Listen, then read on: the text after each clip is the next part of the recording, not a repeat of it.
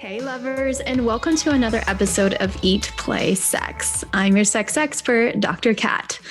You've heard me say time and time again that our script about what it means to be a sexual person is made up of everything that we've experienced in our lives. From the messages that we've received from our families, from the medical system, from media, and even our peers, we form an understanding about how the world works, quote unquote, and we operate from this space as if it is truth.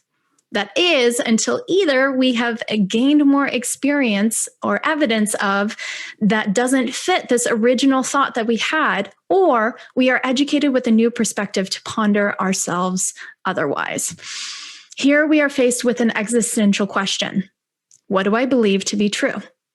And this is part of life. Blindly accept what has been laid out before us, or question what it is so that we can come to a greater conviction and motivation to advocate for change or for the tradition.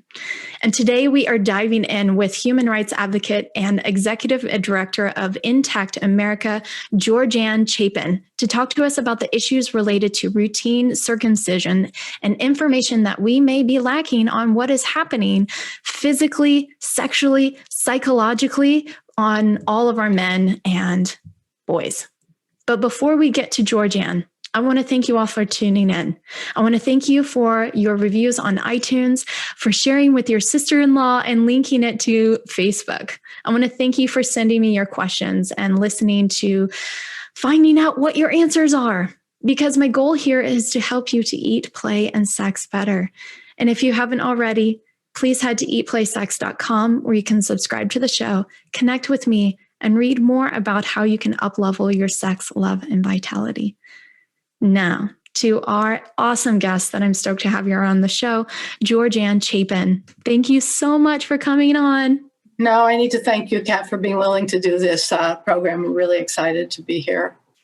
Yeah, me too. I was talking to Georganne before the show. I was like, I have literally been looking for somebody to talk on this topic for a while, but it's always a risk, like bringing on a researcher, because I never know how they are going to interview here. So when you popped up here, I was stoked. I was excited to have you here. Well, that's great. Yeah, well, I hope that at the end of the program, everybody's going to be a little bit happier to have this information. Yeah, me too. Me too. So before we start the interview, I ask all of my guest experts a little question. I like to think of it as foreplay to warm us up before we get into the deeper questions, the deeper dive.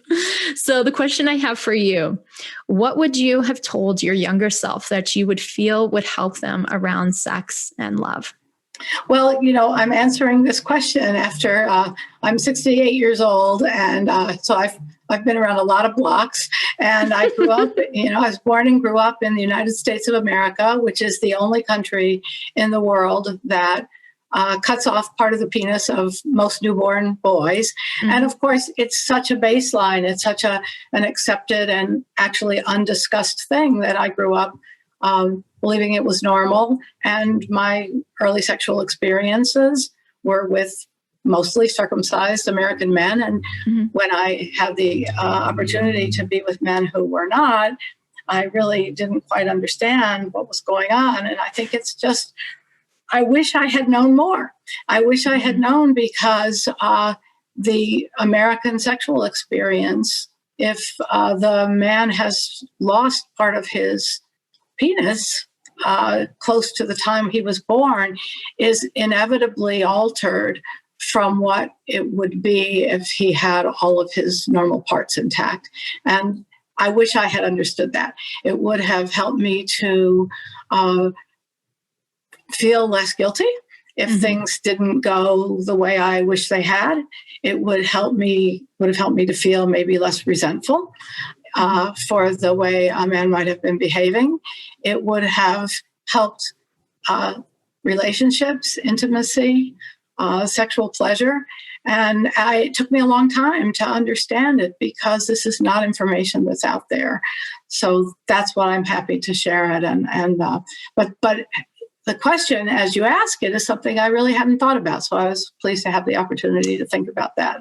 Yeah. And I don't think growing up, I even had any information around circumcision either. I don't think that was even something that we talked about in grade school. It would just kind of like fly by that question. I was thinking, and something that you just said there in your share prompted a thought in me. I remember this episode of Nip Tuck. Do you remember that show? No. Oh my God. So it was about plastic surgery, and the surgeon had a son who was a teenage son, and he was worried about his girlfriend thinking what she would think about his foreskin, because he had never had sex before with somebody and he was uncircumcised. So he was begging his surgeon doctor father to give him a circumcision, and his dad was like, no, you don't need it. You don't need it. Well, and then he tried to perform self-circumcision. Oh my gosh. Right? Right. Yeah. Wow. And I just remember thinking about that. And God, that was years ago. And I still at that time didn't have a whole lot of information about it. But I wondered about how much psychological impact that would have on somebody who didn't know whether this was, who would think that they're abnormal for not having a circumcision. Right. It's kind of crazy, right? It's like if we, if you thought you were abnormal for having two eyes because all the people in your family each had an eye removed. I mean, this is your normal whole body. And I remember, I've talked probably to thousands of people over the years about this. And yeah, it's really unfortunate that we are made to feel that if something is a cultural practice, there's something wrong with us if we haven't been subjected to it. And I've talked to men who are I've talked to many, many women who said they've never seen a man who's intact, which we use instead of uncircumcised. Uncircumcised sort of implies that circumcision is normal. Oh, yeah. So men who are intact, women who've never seen a man who is intact, who has his full body. I mean, imagine a men never seeing a woman who had nipples, ever. Every woman they saw had no nipples. They could be forgiven for believing that nipples were weird, right? Yeah. So what is that? So I've talked to men who said that they grew up where everybody had been cut, everybody was circumcised, and they never knew what circumcision was. They knew the word, but they didn't know what it was. Wow. And that when they heard what it was, they thought, oh my gosh, I'm so glad my parents didn't have that done to me. And then they've looked at their penis and said, oh my God, I don't have a foreskin. They must have cut something that was done to me. Or they see what they thought was just an anatomical feature, a ring around the head of their penis. They realize a dark ring. They realize it's a scar. It's a circumcision scar. And so it's just kind of mind-boggling when you think of the extent of it.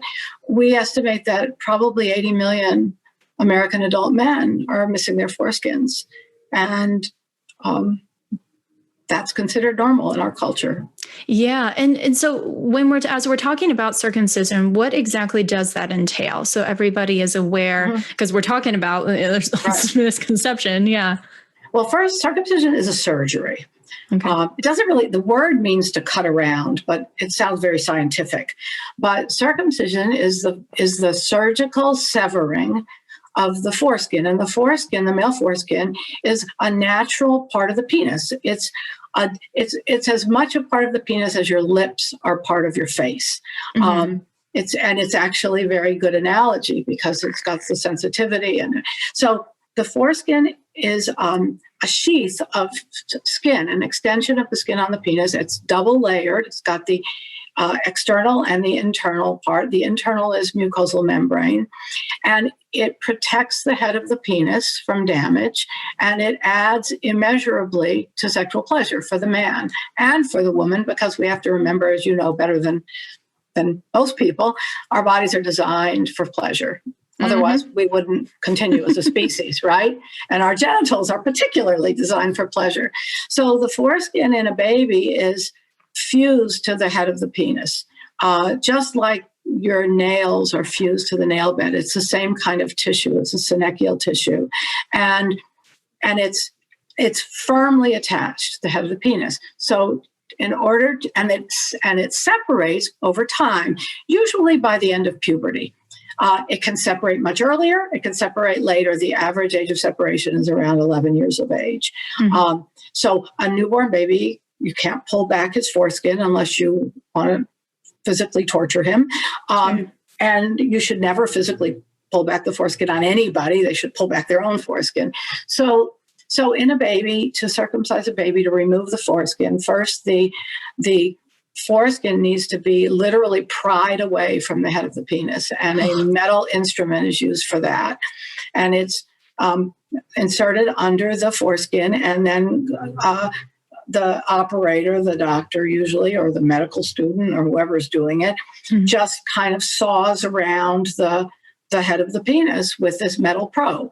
And this is a baby who's been on the planet for a few hours, a couple of days. Yeah. And it's excruciatingly painful, just like it would be to jam a metal probe between your fingernail and your finger. So first, that happens. I'm like, it shivers right now in my body. I'm like, people who see a circumcision video, throw up, leave the room.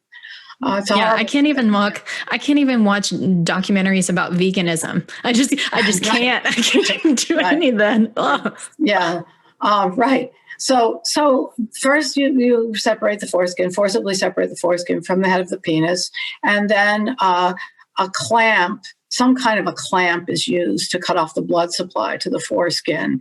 And then there are different clamps that have been invented for this purpose. One is more bizarre than the next. And mm-hmm. keep in mind, this is a little tiny baby, and you've got this metal clamp on him. And then once the blood supply has been cut off, a vertical incision is made in the foreskin to allow you to be able to literally unwrap it from the head of the penis. And then mm-hmm. Some kind of a cutting instrument, could be a scissor or a scalpel, is used to cut around and sever the foreskin. And it's a very imprecise surgery. So really, literally no two circumcisions are alike, because you're operating on such a tiny body part, which is going to be a big body part one day, right? But in a baby, it's so tiny. And some circumcisers leave more skin than others. Very common complications, cosmetic complications are legion. I mean, men, have skin tags, or more skin removed on one side than another, or their penis is bent in one direction. But that's essentially the surgery. And what it does is it leaves a raw wound on the head of the penis, where picture having your fingernail ripped off, and your nail bed will heal, right? Sure. It will heal, but it will become dry and eventually much less sensitive, right? Yeah. Initially, it's excruciatingly sensitive, but this is the head of a baby's penis, and then they slap some Vaseline on it and put a diaper on it, and then that baby, every time he pees, for the next until that wound heals, will feel the burning sensation of urine on an open wound, feces on an open wound. Sure. Diaper. Where did this even come from? I'm like, right. Well, what? It's for some reason, and maybe you understand this, better than I do. I still don't understand why people mess with genitals so much. Mm-hmm. But circumcision is an old surgery that has both religious and tribal origins. So in Jews and Muslims, have been circumcising. In the Arab world, circumcision is very, very common, as is female genital cutting. And then in tribal societies, circumcision has also been practiced usually as an initiation ritual in older children. Teenagers, say, people going through puberty, or even young boys, but not infants. But Maimonides, talks about Jewish circumcision in the year 1200, and he says that circumcision is serves the purpose of dulling the sexual pleasure of men and women. And that's a good thing, because then men can study more and focus on the important things and not on enjoyment, not on sexual pleasure. So early on, Jewish tradition recognized circumcision as diminishing sexual pleasure. And then in the 1800s, the origin of circumcision as part of American culture started in the Victorian era in English-speaking countries, England, United States, Australia. Pretty much disappeared in the UK and Australia, but persisted in the United States. Yeah. And that was because masturbation was seen as being awful, like as being harmful and sin. Yeah. Sin, yeah. Right. Don't touch yourself. Don't touch yourself. So how can we keep these nasty boys from touching themselves? Well, how about we inflict pain on their genitals, and then they won't touch themselves? Well, it didn't work, right? Yeah, I mean, clearly. And actually, the first paper I ever wrote about circumcision, when I was in law school, I found some study. Who knows whether it's, I don't care really. It was almost comical that American circumcised men masturbate 1.4 times more than intact men. I don't know how big the study was or whatever, but we know it didn't work. We know that circumcised men masturbate plenty. Everybody should be masturbating and enjoying it. But that was the origin. And then it got kind of embedded in American medical culture as part of the rationale for it kind of changed over time, So now people are doctors and people who defend circumcision are desperate to say how it makes no difference in sexual pleasure. Well, of course it makes a difference. Yeah. How can you remove a body part? Forget the fact that you've inflicted pain. There's somewhere in the psyche of the baby is embedded this painful early experience.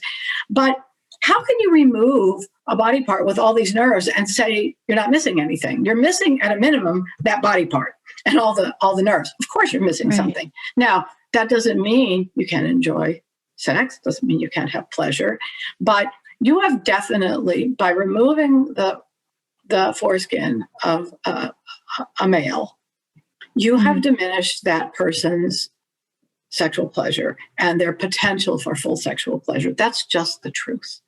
It doesn't mean, again, that you can't find ways to make up for it, have pleasure, have intimacy, but that is missing. So as I was, sorry for going on and on, but I guess that's why I'm here, right? No, this is, I love this right now. And, to focus on that for a moment, because I'm thinking like, well, how does that change the pleasure of, does it change the pleasure of the woman, or is this like, does it make it easier for, reducing friction? Like, I'm just thinking of like the anatomical, because I'm also thinking of my last experiences with the men, that have both been using the word intact and not. Yeah. And so having those experiences with myself of, there's a lot more skin to play with, but it's also easier for like moving in and out, just a lot more sliding, sliding and gliding. Right. Let me go back for just 1 second to complete the thought about how it became embedded in American culture. So even after people stopped thinking that circumcision that masturbation was the worst sin, what happened was circumcision became part of this specialty of obstetrics. Obstetrics, before really the early part of the century, really 1910, 1920, midwives delivered all the babies. They were delivered at home. When obstetrics evolved as a specialty, we know what it did to childbirth. We know it meant women were going to get drugged and hooded, and forceps were going to pull their babies out, and they were going to not be able to participate in the birth experience. And the obstetrician, who was a surgeon, the obstetrician started circumcising the babies. Sometimes, almost immediately upon birth. There's even a story, which in the medical literature, of a doctor who would circumcise a baby before he was out of the birth canal. It became just, part of American medicine, and then and also British, Anglophone medicine. But then in the Second World War, the British developed the National Health Service, and they went very systematically through medical procedures and needs, and they decided that because circumcision served no medical or therapeutic purpose, they wouldn't pay for it. So it basically just died out in Britain, died out a little later in Australia. Canada's a mix, and the US is the only country in the world where infant circumcision is carried out as a medical, I say it's a medical ritual, as a medical practice routinely. Like a routinely. Okay. Yeah. So what are the arguments around this being a medical reason? Like, are there actual medical reasons why this would be appropriate? If you have a pathology, if you have a lesion on the foreskin that can't be cured in another way, if the foreskin is impeding the flow of urine, although there's almost always a less invasive way of dealing with it. No, there's absolutely no medical indication for removing the foreskin of a healthy, normal child. None. Okay. Foreskin is not a birth defect. It's not a pathology. There's no more need for removing foreskin than there is for digging out a little girl's clitoris or removing her labia. There's simply no medical need. But you were asking about, well, go ahead. So furthering with that, I've been doing some of my own research and seeing, just trying to figure out because this is such a hot topic and people are so divided on the decision, and so I was looking at the arguments for it, and people were saying things like reducing the risk of STDs, or reducing the development of urinary tract infections or penile cancer. And what has that been in your experience or your research? What does that look like? Well, penile cancer, for one thing, let me just start with, it's not, babies don't have STDs. They're not having sex, right? So the idea that you would deprive a child of his foreskin for his entire life, plus you don't know, maybe he's going to be a priest. Maybe he does, he should be using condoms, right? So that you would cut off this pleasurable, healthy, normal body part because somebody might get exposed to something later is really quite a drastic intervention for somebody who can't consent for some hypothetical future preventive reason, right? You could sew up little girls' vulvas and greatly reduce the chances of them getting pregnant when they're teenagers, getting STDs. Well, we wouldn't do that. Right. So not good reasons. Urinary tract infections, girls get them at higher rates than boys. They can be cured with cheap antibiotics. Most of the men I know who are intact, boys said, "Oh, I never had a UTI ever, my whole life." Yeah. So, and as far as penile cancer, it's one of the rarest cancers, one of the rarest human cancers. I believe that the ratio is 1 in 100,000 men. And if you compare that to breast cancer, it's 1 in 8 women will end up having some kind of breast cancer. So maybe we should, if we think that prophylaxis is a good thing, removing body parts to prevent cancer, there are a lot of body parts we're going to have to cut off. So you bring up a really good point of look at the research that you're looking at. And really look at the numbers that are being presented, because, and as a researcher myself, it's like, how are we presenting the research out there oftentimes to convince people, right? It's not really that we're receiving this information and it's void of bias. It's oftentimes it has bias. It's not necessarily objective. That's the word I'm looking for. Yeah, but this is information that is put forth to justify something, to justify the unjustifiable. Right. And you have to kind of pull back and think about it and think of the analogies. Well, gee, why aren't we removing little girls' breast buds if they're going to have a 1 in 8 chance of getting breast cancer? We just simply wouldn't do it. And the other, and the STD. And then we also have natural epidemiological experiments throughout the world. So the United States has STD rates, including HIV, that are either the same or actually higher than comparable European countries with comparable standards of living. Probably has something to do with our poor sex education, right? And our failure to exercise prophylaxis in many ways, right? Which we're seeing now. So the natural experiment is that babies in Norway and France and Germany and England and China and are not dropping like flies from urinary tract infections.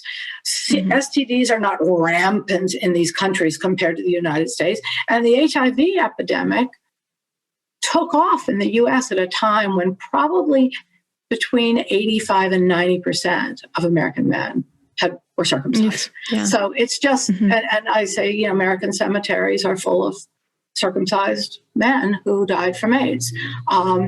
And so, none of these things are justifications for cutting off a body part that's there for pleasure and protection. So I don't know if you want to go back to your question, which I derailed, I'm sorry, about the function of the foreskin and what it does for pleasure. And if you want to talk about that, that's pleasure. Yes, I'm all about that pleasure. Mm-hmm. Okay. How are we inhibiting our pleasure?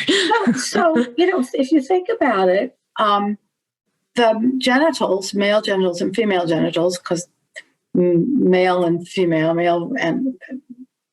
are needed to procreate the species, are designed to make people want to procreate, right? And to have sex. If it wasn't pleasurable, we wouldn't make babies, right?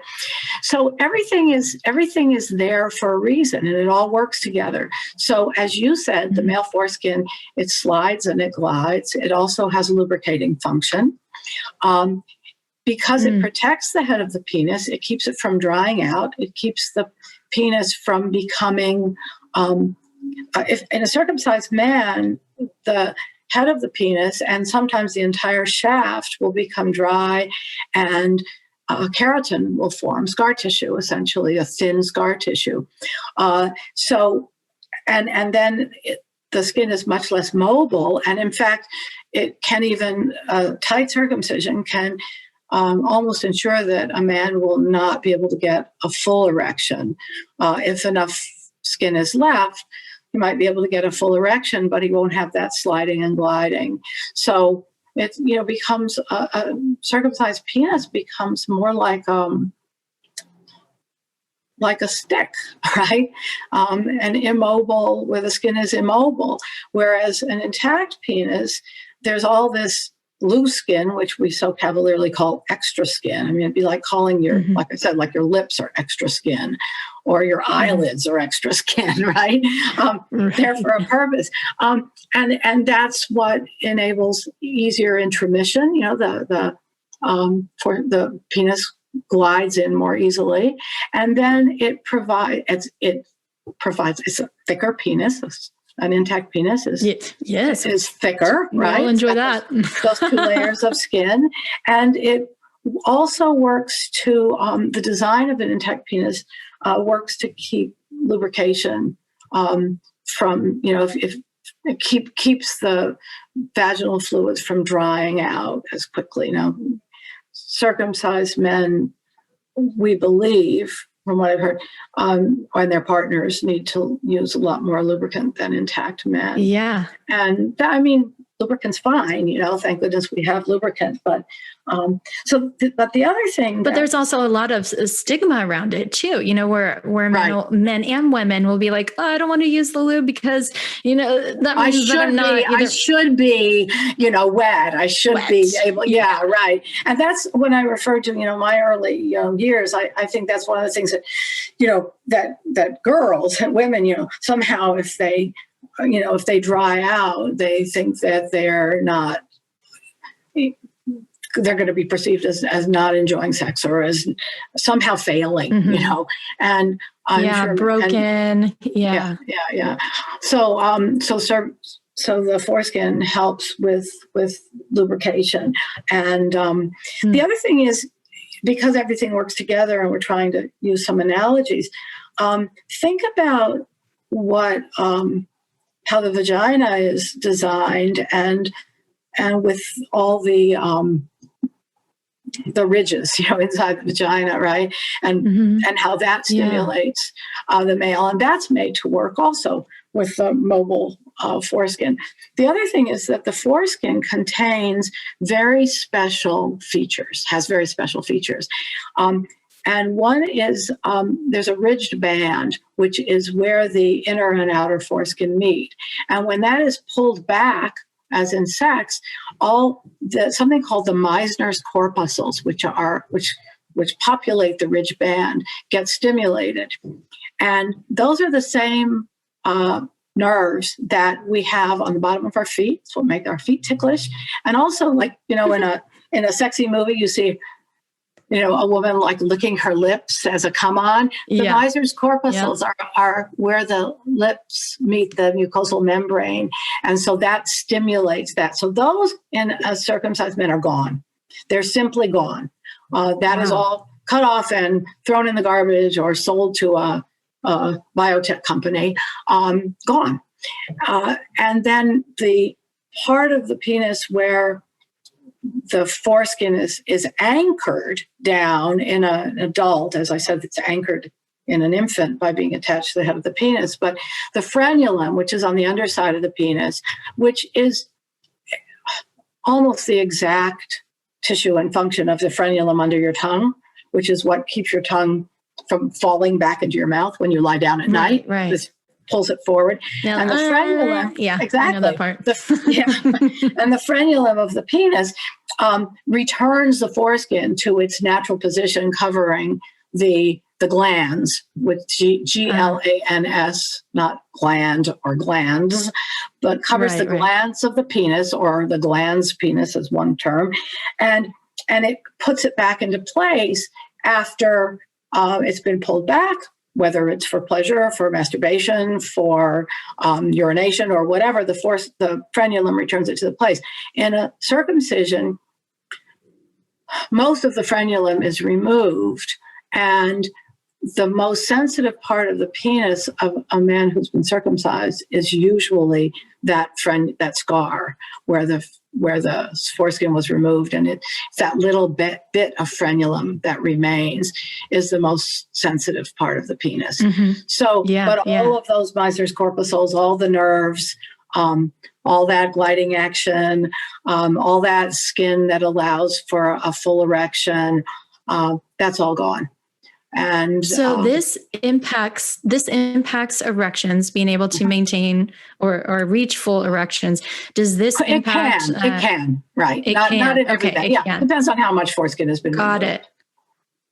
Sure. Wow. Okay. And what about things like premature ejaculation or orgasms? Like, does it impact any of these other challenges? Right. Now, I'm going to just look at my notes here because I want to make sure that I say this properly. So,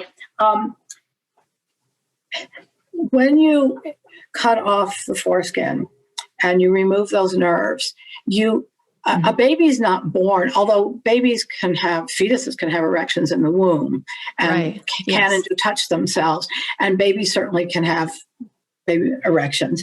But sexual development occurs over the first 15 years, say, of life, right?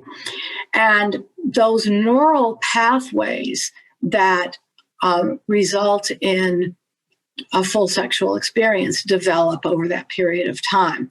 And it's easy to think about, it's easy to understand if you think babies aren't born knowing how to do a lot of things. I mean, they can't feed themselves, they can't crawl or walk. And those are what we call epigenetic phenomena. So you're born with that potential, actually language. If you miss that time to learn to speak, the rare cases of total isolation, your ability to speak is permanently damaged. If you miss the experience, if you're tied to a crib and you never can crawl, learning to walk becomes problematic because these are all neural pathways that have to develop. So if a child loses his foreskin at birth, a lot of those pathways just won't develop normally. And that's, so we don't reach our full sexual potential if these these tissues are removed or our neural development is interfered with at birth or shortly thereafter. If a man is circumcised as an adult, he has developed, he'll have other physical consequences. Could have other physical consequences, and he's certainly losing the Meissner's corpuscles, and he's getting a scar, and his glands and the shaft of his penis could dry out, but he will probably have more ability to mitigate, control his orgasms, his ejaculation. So part of what is lost in a circumcision is that feedback mechanism that lets men know where they are in the ejaculation process. So lack of that feedback mechanism and lack of ability to control that can result either in premature ejaculation or in delayed or inability to ejaculate. So sexual dysfunction is sometimes people say, well, it's a good thing because if I was any more sensitive, it would just be so terrible. Or women say, well, I like circumcision because it means the guy can last longer. Well, that's not what it's about. I mean, it's about how people's bodies work together and how women and men can communicate to either, about orgasm and about other things too.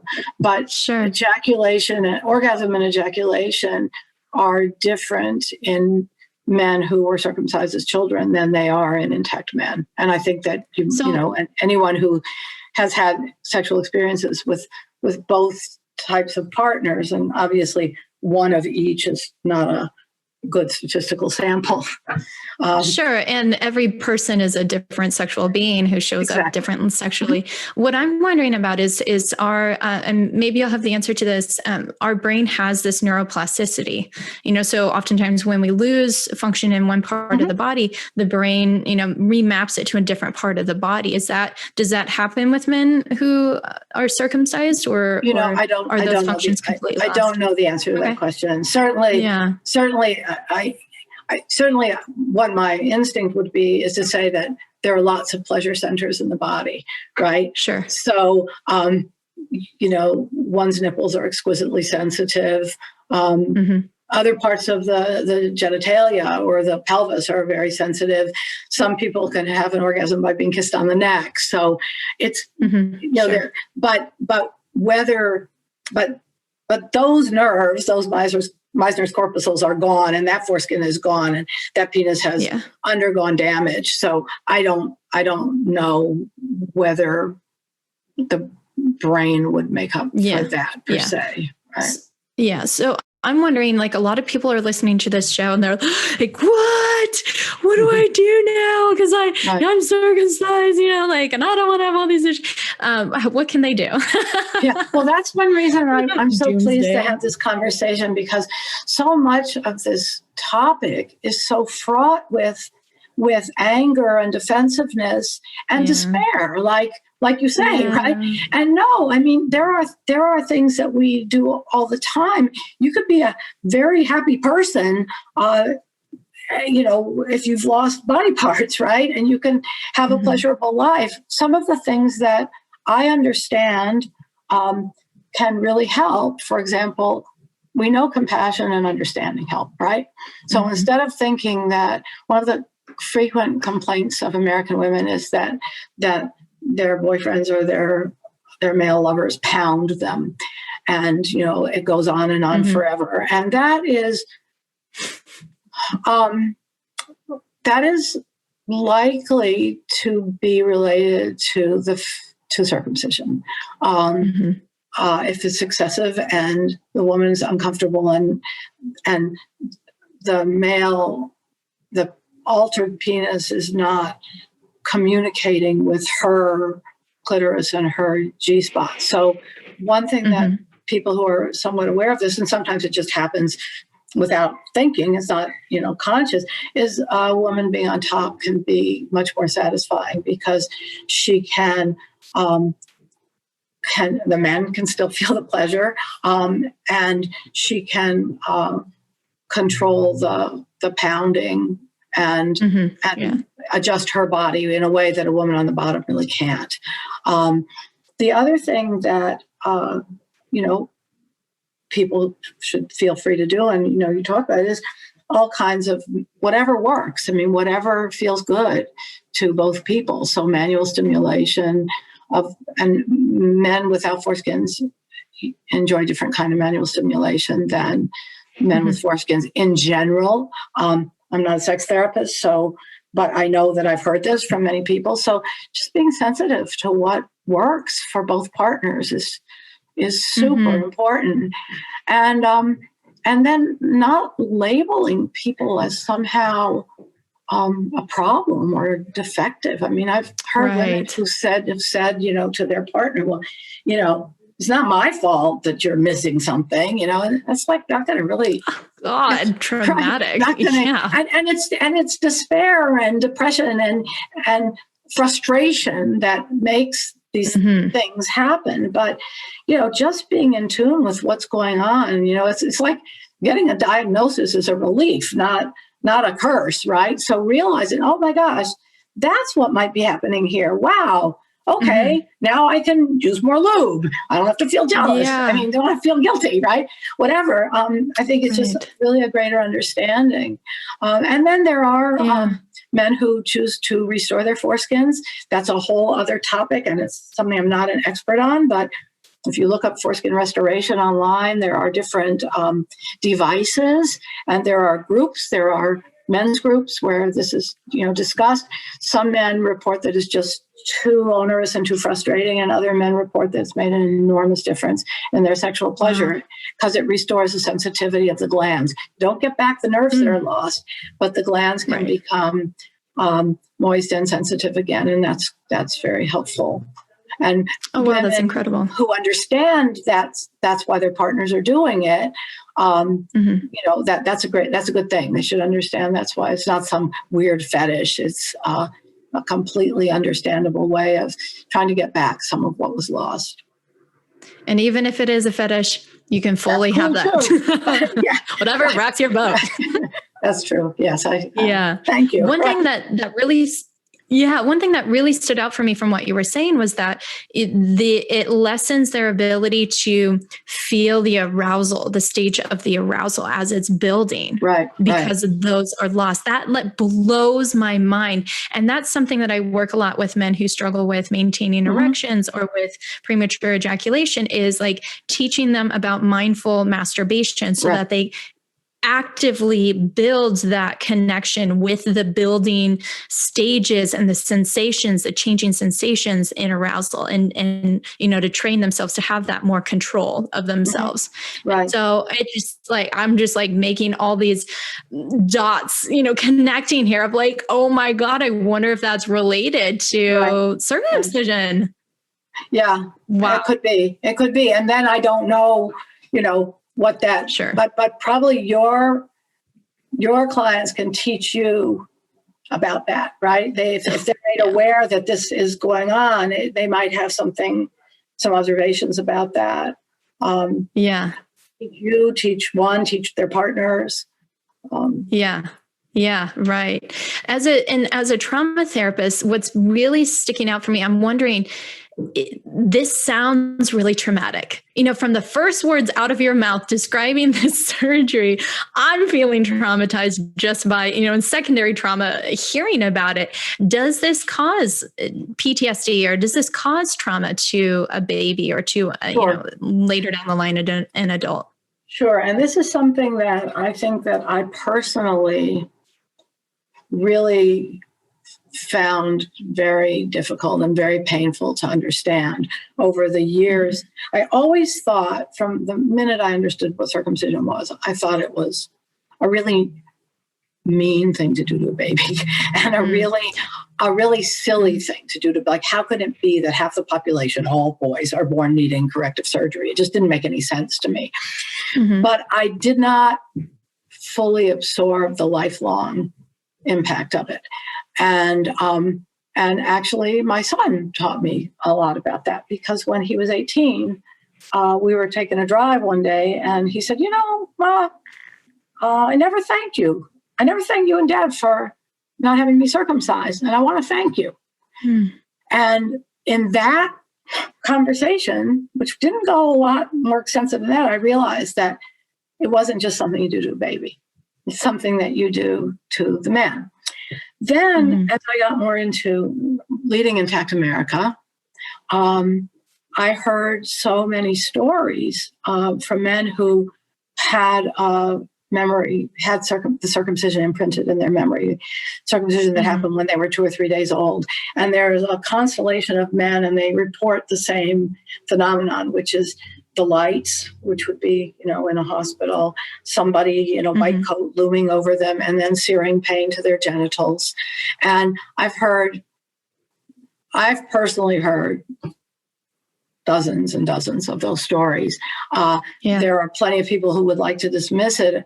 I would like to encourage people who think they should dismiss it to ask themselves if they heard from a woman, a woman who, as a girl, a young girl, a baby, was raped and said they had some kind of a traumatic memory of that.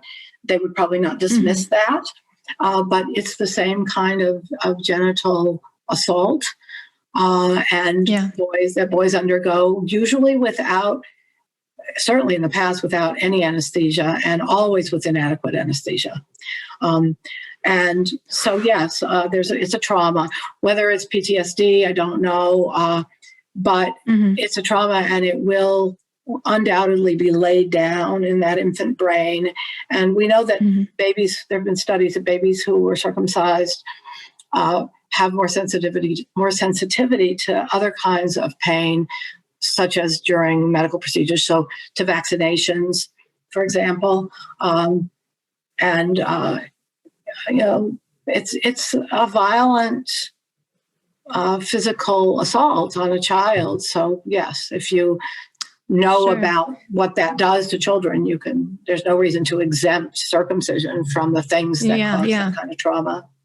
In the EMDR work that I do, the eye movement desensitization and reprocessing, sometimes I've had clients where they had trauma coming out of the birth canal, and that comes up in the session, and it's pre-verbal. So all they're doing is trembling in the body and making little whimpering sounds. And that's a big signal to me that this happened pre-verbal, because they can't vocalize what's going on, but the body remembers it.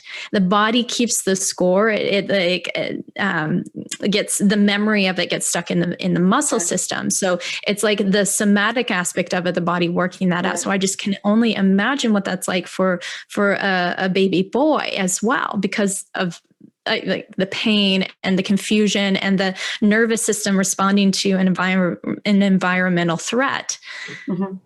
People think, and you what you've said is so important, because lay people who don't understand this, think that if something happens before a baby can talk, that means he doesn't remember it.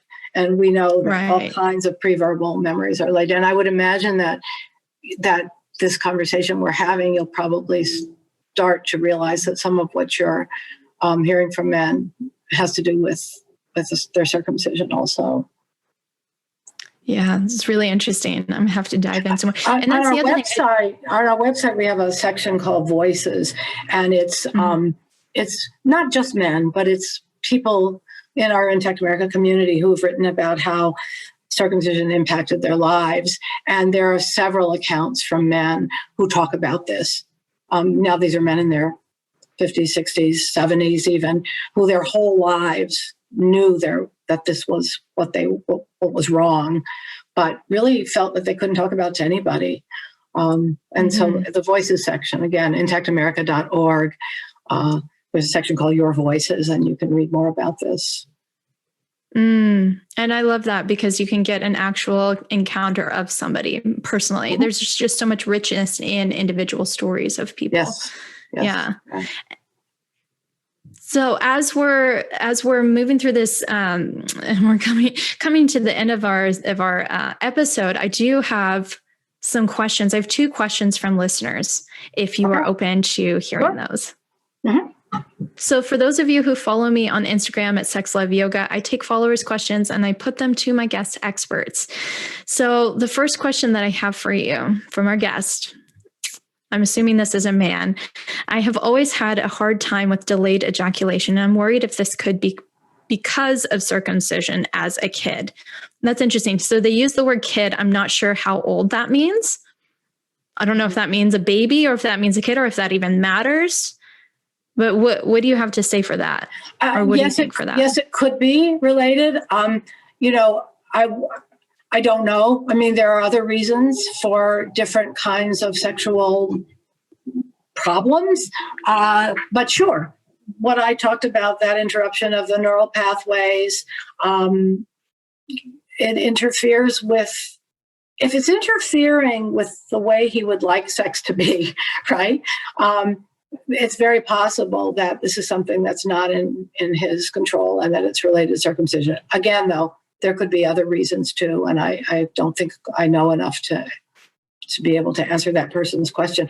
Actually, if your listeners would like to write to me at info@intactamerica.org, I can pass on these questions to our clinical consultant, who is able to answer with more specificity.